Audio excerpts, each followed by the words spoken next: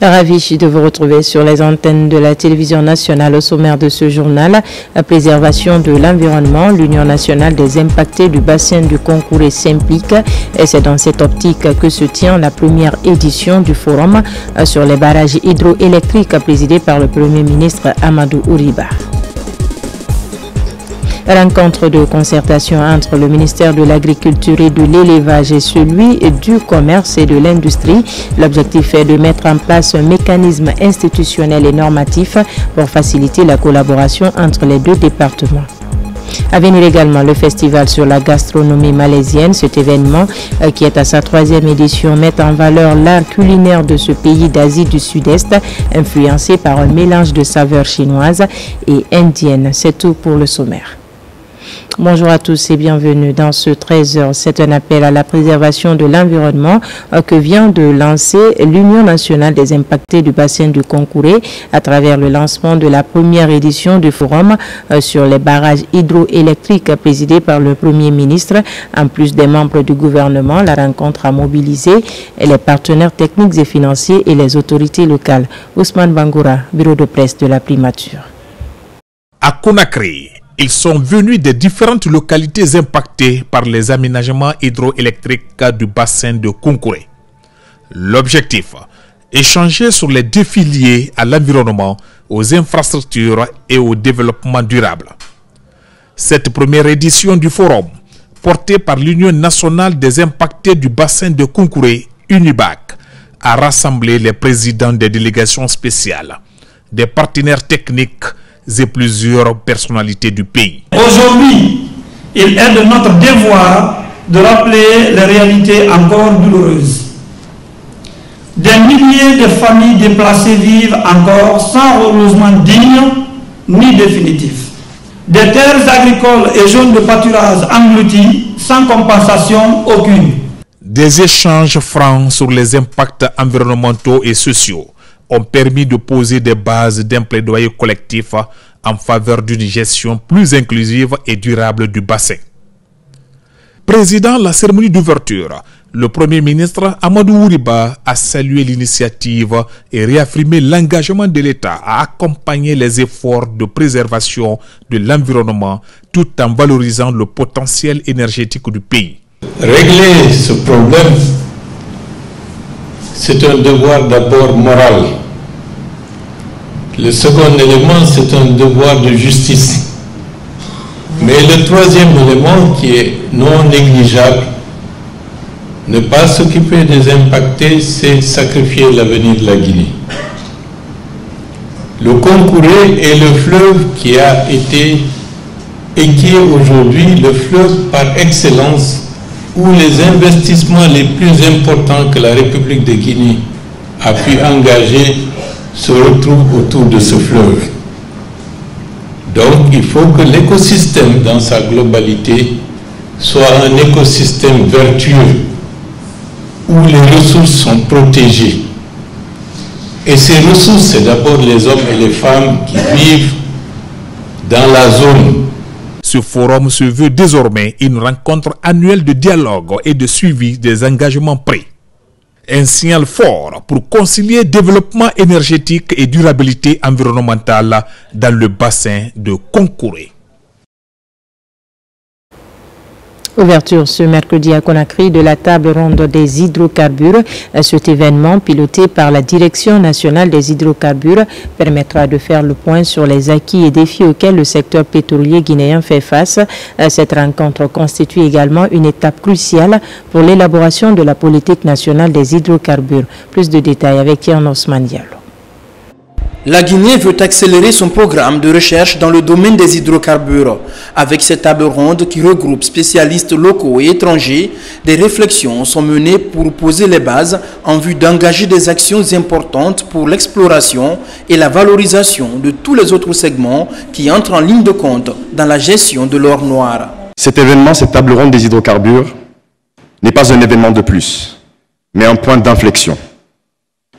Un moment pour faire une pause, regarder derrière, interroger nos choix, mais principalement préparer la suite. Au nom du ministre en charge des hydrocarbures, le ministre des Mines a rappelé l'enjeu de cette table ronde et tout l'optimisme qui anime la Guinée dans la recherche de l'or noir au regard d'indices concrets. Pour rappel, la recherche pétrolière en Guinée a démarré dans les années 70 et n'a enregistré que 3 forages depuis 50 ans. Cela s'explique par une priorisation du secteur minier au détriment du secteur des hydrocarbures et par l'absence d'une stratégie claire pour la mise en valeur des hydrocarbures.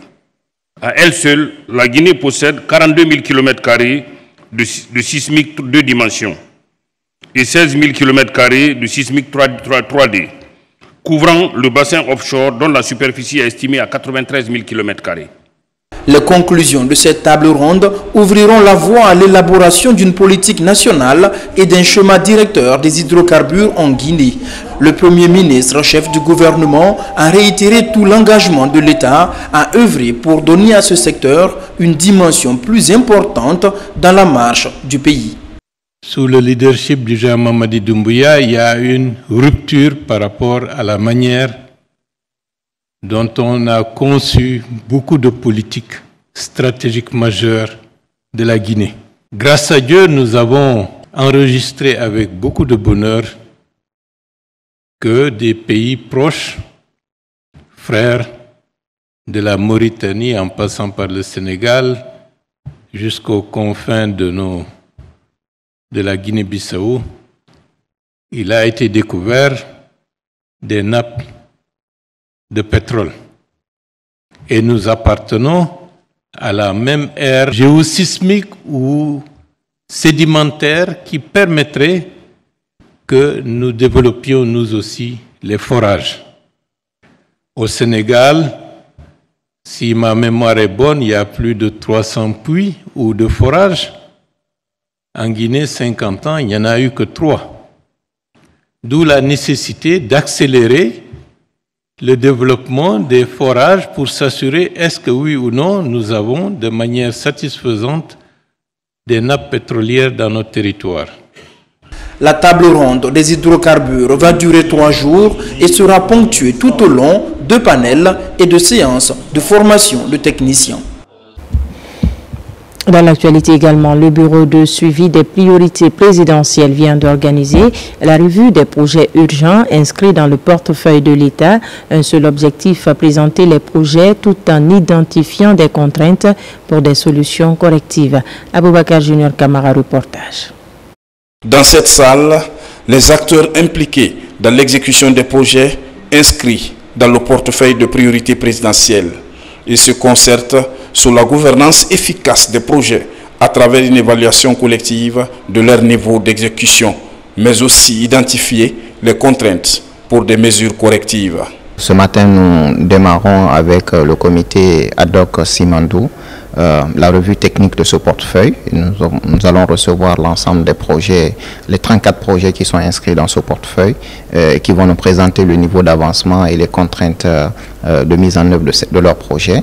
L'objectif est de préparer un document de revue technique qui va être présenté aux membres du gouvernement le vendredi prochain. Et nous estimons arriver à un document qui résume, qui nous présente la photographie actuelle de l'ensemble de ces projets, leurs contraintes de mise en œuvre et également les solutions qu'il faut proposer le plus rapidement possible.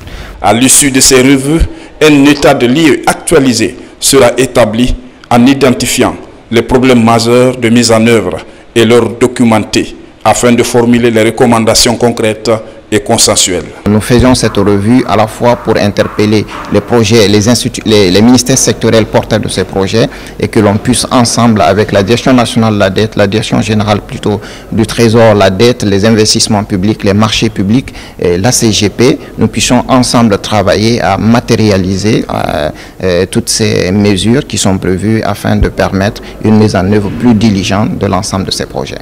Cette présentation synthétique des projets par portefeuille et les discussions ouvertes autour des contraintes vont permettre d'élaborer une matrice de recommandations afin de corriger toutes les imperfections qui freinent l'évolution des chantiers. Je vous le disais dans les titres, à Conakry, une rencontre de concertation est initiée par le ministère de l'Agriculture et de l'Élevage et celui du Commerce et de l'Industrie. L'objectif est de mettre en place un mécanisme institutionnel et normatif pour faciliter la collaboration entre les deux départements. Abdul Karifa Keita, Marwan Kamara. La feuille de route de cette politique de mutualisation des actions entre le ministère de l'Agriculture et de l'Élevage et le ministère du Commerce et de l'Industrie est d'aborder de façon concertée les problématiques liées au circuit de commercialisation et surtout développer des stratégies efficaces pour stimuler la production et la transformation des produits agricoles en Guinée. Pour le développement des chaînes de valeur, il faut tenir compte du segment production, transformation et commercialisation. Donc il est important, primordial, que les deux ministères puissent travailler ensemble.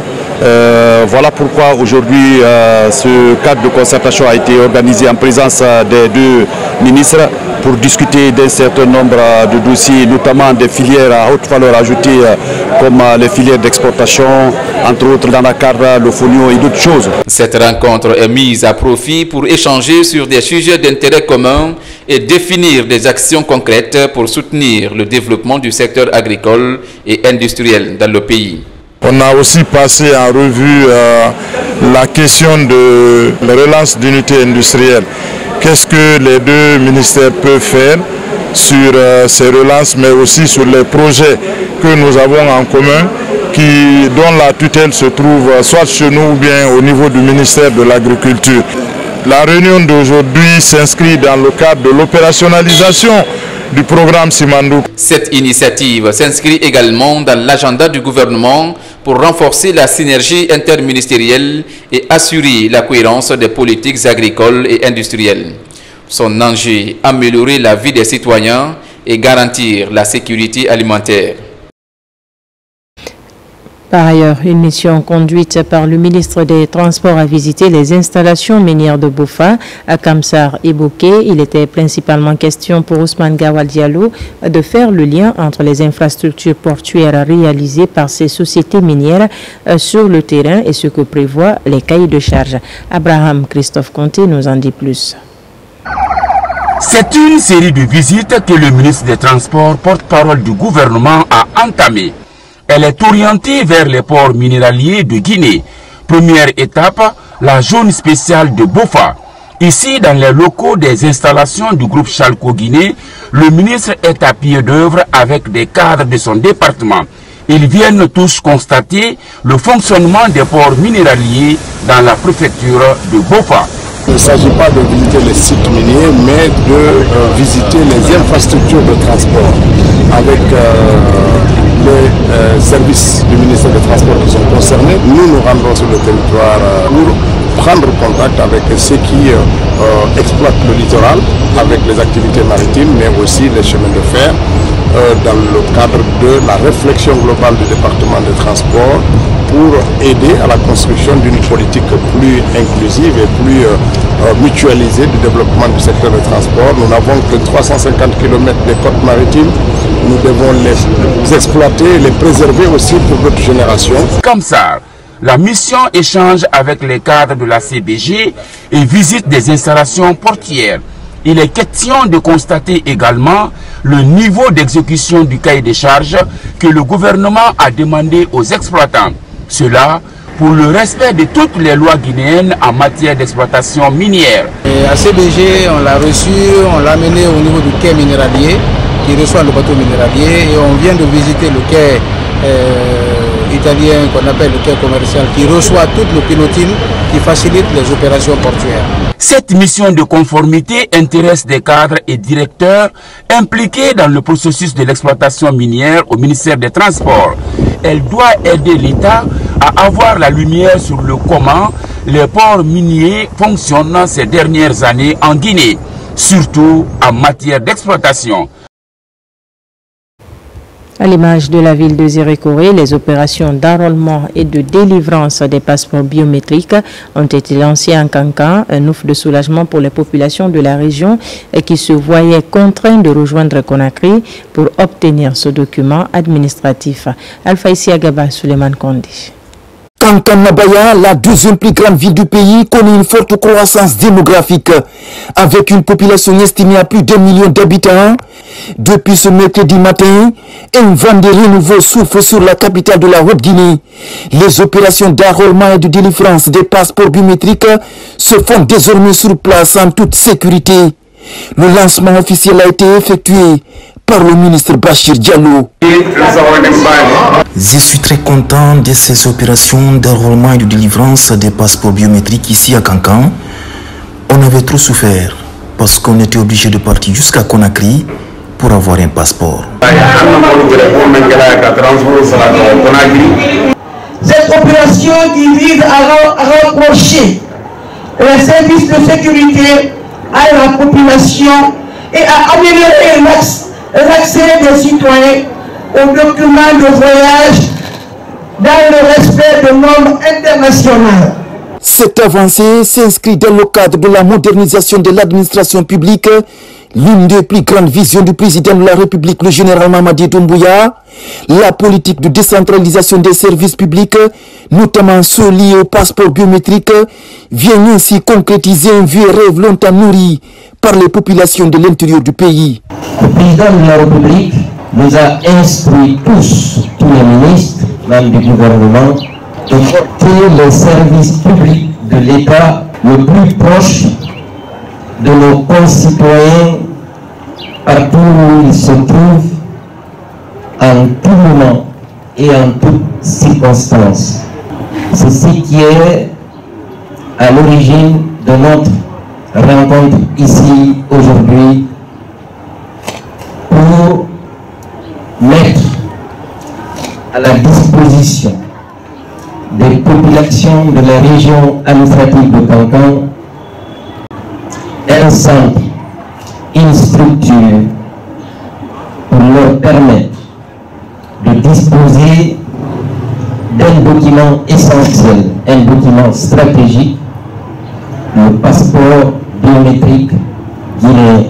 Pour la région de Kankan, les préfectures de Kouroussa, Mandiana, Kirouane et Sigiri sont directement concernées. L'enrôlement et la délivrance des passeports biométriques à l'intérieur du pays s'impose désormais comme une véritable stratégie de décentralisation des services publics, rapprochant ainsi l'administration des citoyens.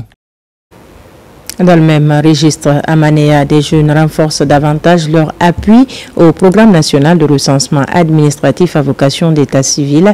D'ailleurs, un mouvement dénommé Doumbouya Fait a vu le jour. Sa mission, faciliter l'obtention des données fiables sur la population conformément aux idéaux des autorités de la transition. Aboubakar Diaby, reportage.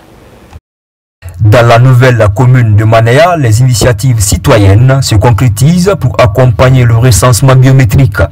Les jeunes de cette contrée sont à pied d'œuvre pour sensibiliser leurs concitoyens à se faire recenser. Ici, le mouvement Doumbouya Fait Manéa Lanifé Nara est lancé dans cette dynamique pour fournir des informations précises sur la population guinéenne. Nous affirmons que le programme national de recensement à vocation d'état civil a été un réel succès à Manéa. Nous nous réjouissons pleinement de cette initiative qui vise à doter la population guinéenne d'un statut de citoyen libre. Pour marquer sa présence sur le terrain, cette plateforme, qui regroupe essentiellement les jeunes de Manéa, soutient les acquis du CNRD pour le développement socio-économique en Guinée. Le MODOUF entend jouer sa partition pour rendre effectif le programme national de recensement administratif à vocation d'état civil PNRAVEC. Il faut aussi saluer l'initiative des membres du MODOUF. L'invite que je peux faire à la population, c'est d'aller se faire recenser. Parce que c'est un des éléments auxquels le président de la République, le général Mamadi Doumbouya, tient. C'est inscrit dans ses priorités. Par cette rencontre, les mécanismes d'obtention des documents exigés pour le recensement sont largement expliqués aux participants. Une tribune d'échange d'idées pour faciliter le travail des agents recenseurs pour une meilleure planification de la politique publique à travers des données fiables de la démographie du pays. À marge de la célébration de la journée mondiale de lutte contre la drépanocytose, une série d'activités est organisée. Il s'agit de la formation des médecins et le don volontaire de sang couplé à la sensibilisation sur la prévention de la drépanocytose.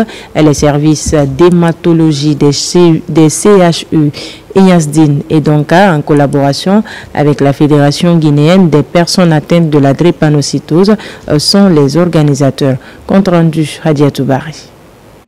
La drépanocytose et l'hémophilie sont toutes deux des pathologies chroniques du sang. Elles émergent de plus en plus en Guinée. Cependant, leur diagnostic et prise en charge sont quelquefois mal faits. Les professionnels de santé sont directement concernés par cette réalité. Un renforcement de capacité à leur intention est organisé pour apprendre de nouvelles notions. C'est de se renforcer en capacité pour la prise en charge des patients. Et ceux qui se verront dépassés aussi par les événements, c'est d'avoir aussi l'aptitude de référer les patients au bon moment. Parce que c'est des pathologies, si elles sont connues tôt et prises en charge correctement, les patients ont un meilleur avenir. Mais si cette prise en charge correcte n'est pas faite, cela peut être responsable de complications et parfois invalidantes. Et aux autorités de mettre en place des mécanismes qui donneront des meilleurs soins à ces patients. Avant de célébrer les mariages dans nos familles, vraiment il faut passer un test de sang dans les familles pour prévenir ou du moins réduire la survenue de cette maladie parce qu'elle est héréditaire. La session de formation regroupe des médecins des structures privées et des étudiants en médecine. L'initiative est de les impliquer davantage dans la lutte contre la drépanocytose. Cette formation aujourd'hui est une étape importante dans notre combat car elle vise à renforcer les capacités de tous les acteurs engagés afin de mieux comprendre, mieux diagnostiquer et mieux accompagner les patients drépanocytaires et les patients hémophiles. Ce renforcement de capacité des professionnels de santé fait partie de la célébration de la Journée mondiale de lutte contre la drépanocytose. À l'occasion, une campagne de collecte de sang en faveur des malades est aussi organisée par les initiateurs. Autre titre de ce journal, Festival sur la gastronomie malaisienne, un événement qui est à sa 3e édition, met en valeur la culinaire de ce pays d'Asie du Sud-Est influencé par un mélange de saveurs chinoises et indiennes. La cérémonie a connu la présence d'éminentes personnalités. Sona Sagno, reportage. Le festival de la gastronomie malaisienne est considéré comme un patrimoine riche et diversifié. Il est influencé par un mélange de saveurs asiatiques, notamment celles de la cuisine malaise, chinoise et indienne. Il est constitué d'un mélange d'ingrédients frais, d'épices aromatiques et de techniques de cuisson variées. Et cette année, la particularité de cette 3e édition va de pair avec la présidence de la Malaisie à la tête de l'ANAS, l'Association des Nations d'Asie du Sud-Est, depuis le 1er janvier 2025. This is part of our promotion to create awareness. C'est une occasion pour nous, en tant qu'ambassadeur de Malaisie en Guinée ici, de faire connaître aux experts présents en Guinée, mais aussi à nos frères guinéens, l'art culinaire malaisien. L'objectif, c'est réellement de créer de la connexion, créer, disons, faire la promotion de la Malaisie en tant que pays, mais aussi de l'art culinaire.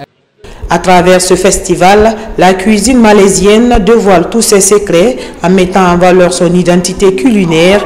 Des moments forts sont aussi organisés pour goûter aux plats exceptionnels comme le nasi lemak, le taï tarik. Ce festival propose également des activités de démonstration culinaire des chefs cuisiniers. Aujourd'hui, on a fait une démonstration d'un plat de la street food malaisienne très simple, c'est le kwar chek tao. C'est fait à base de crevettes, de soja, de nouilles, d'ail, de piment et de garlic. Alors ce qui est important dans cette culture-là, c'est qu'elle est simple et adaptable. Vous avez vu, en 5 minutes de démonstration, 2 personnes ont pu reproduire le même plat. C'est vraiment impressionnant de prendre part à ce genre d'événement parce que là, on a l'opportunité d'en savoir davantage sur non seulement le pays, l'art culinaire, le goût, les différents mets qui ont été proposés. À Conakry, ce rendez-vous culinaire célèbre non seulement la créativité, mais aussi l'excellence de la cuisine malaisienne. À travers cette rencontre dédiée à l'art du service et à la table, les autorités malaisiennes et guinéennes entendent à nouveau resserrer les liens d'amitié et de coopération entre les deux pays. Et pour terminer, le quartier Tombolia, récemment érigé en commune urbaine, se distingue de plus en plus dans la promotion des idéaux de refondation du CNRD. Une série d'activités citoyennes est organisée par les jeunes et soutenue par les autorités locales.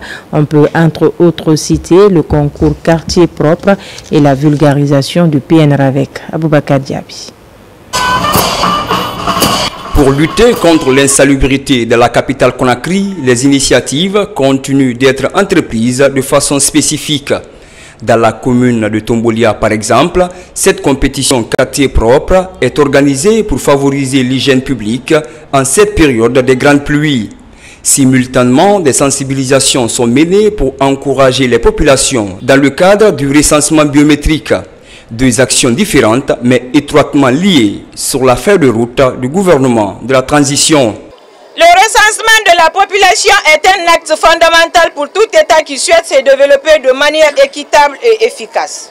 Le recensement nous permet de connaître le nombre exact de la population. Il permet également de connaître l'identité de chaque citoyen dans un État. C'est une série d'activités qui visent à vulgariser l'esprit de civisme et patriotisme pour le développement socio-économique en Guinée. Les enjeux de préservation de l'environnement et la réussite du programme national de recensement administratif à vocation d'état civil PNRAVEC constituent des priorités phares pour les autorités communales de Tombolia. Lancement officiel de la semaine de ratissage vers la deuxième ligne droite du recensement. Cette troisième initiative vient aider à clore, à partir de Tombolia, le vaste accompagnement de l'important programme qui aujourd'hui demeure une de nos priorités depuis le sommet de l'État jusque dans les derniers carrés du découpage territorial de la Guinée. Par cette rencontre, les avantages de cet outil stratégique qui est le PNRAVEC sont largement divulgués. Il s'agit entre autres de l'obtention des données fiables sur la population pour mieux planifier la politique publique. Voilà qui m'a fait à ce journal. Merci de nous avoir reçus chez vous. L'actualité se poursuit sur notre site le www.rtgguinée.info. On se retrouve à 17h pour d'autres informations de la Guinée, notre paradis, terre de richesse et d'innovation.